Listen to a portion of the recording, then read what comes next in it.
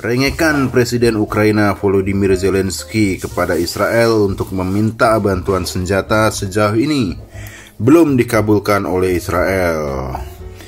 Sejumlah pihak menilai Israel pun gentar apabila memberikan senjata kepada Ukraina karena akan langsung berhadapan dengan Rusia. Hal itu mengingat ancaman dari Presiden Rusia Vladimir Putin bagi negara mana saja yang membantu Ukraina sama saja membuka front peperangan dengan Rusia.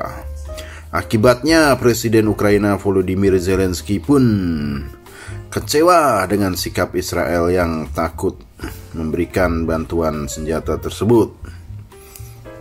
Dalam pidato virtualnya di depan parlemen Israel, Knesset, Zelensky mempertanyakan kenapa Israel masih enggan mengirimkan sejumlah alutsista yang diyakini dapat membantu Ukraina menghadapi bombardir Rusia.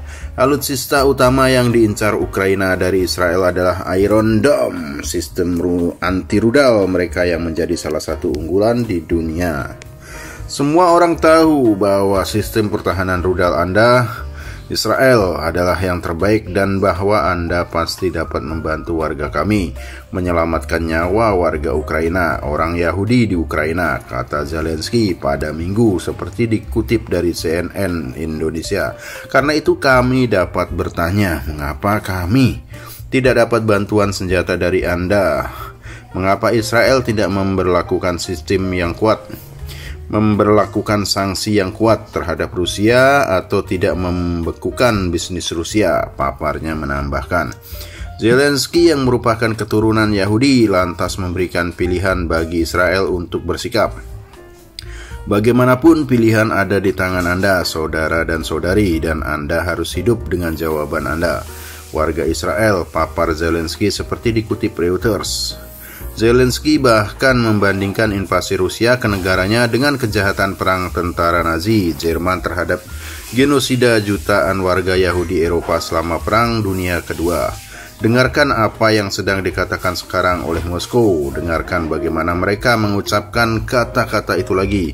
Solusi akhir, tapi kali ini dalam kaitannya dengan kita, dengan nasib Ukraina, katanya.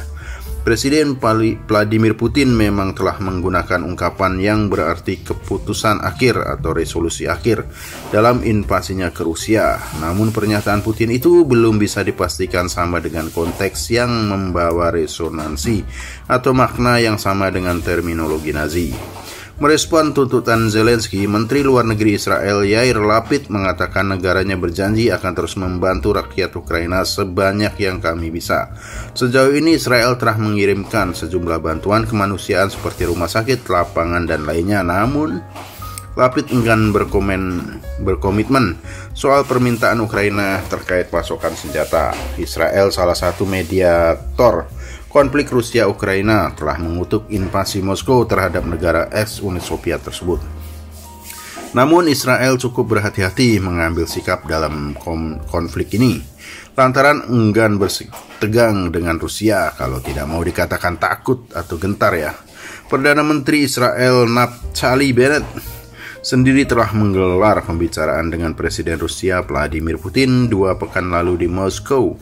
Namun pertemuan kedua pemimpin itu tak menghasilkan progres berarti terkait invasi Rusia di Ukraina. Sejak Rusia menginvasi pada 24 Februari lalu, berbagai negara barat telah mengirimkan bantuan logistik hingga senjata bagi Ukraina. Namun bantuan senjata itu beberapa kali dihancurkan gempuran udara Israel. Gempuran udara Rusia.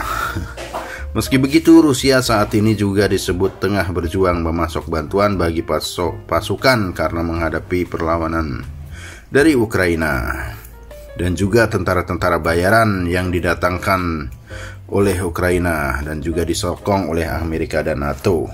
Penilaian intelijen AS dan sekutu sangat bervariasi mengenai berapa banyak pasukan Rusia yang gugur hingga saat ini.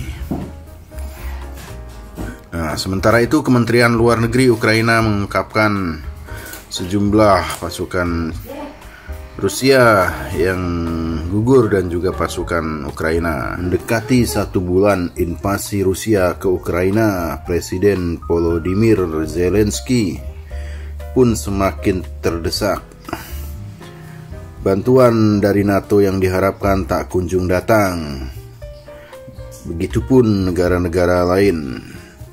Kali ini Zelensky juga meminta bantuan kepada sekutunya yakni Israel dengan meminta bantuan sistem pertahanan anti rudal milik Israel yang sangat terkenal yang disebut Iron Dome dari Israel. Hari ke-26 perang Rusia-Ukraina juga diwarnai dengan kota Mariupol yang nyaris jatuh ke tangan Rusia dan telah mendapatkan ultimatum dari Putin untuk segera menyerah. Sementara itu, pemboman di Mall Kiev pun terjadi karena keras kepalaan Zelensky yang tak kunjung mau menyerah. Presiden Zelensky malah meminta bantuan Israel menyediakan teknologi pertahanan milik mereka yang mutakhir untuk Ukraina. Zelensky secara khusus menyebutkan sistem pertahanan anti rudal Iron Dome yang dipujinya sebagai yang terbaik dari jenisnya di seluruh dunia.